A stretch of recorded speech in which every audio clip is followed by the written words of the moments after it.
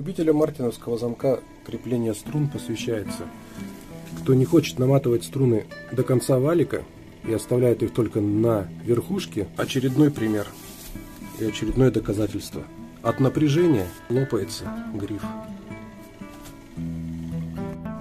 Получается рычаг из-за того, что струны идут с верхушки валика, и под напряжением при малейшем ударе трескается гриф, либо отлетает голова.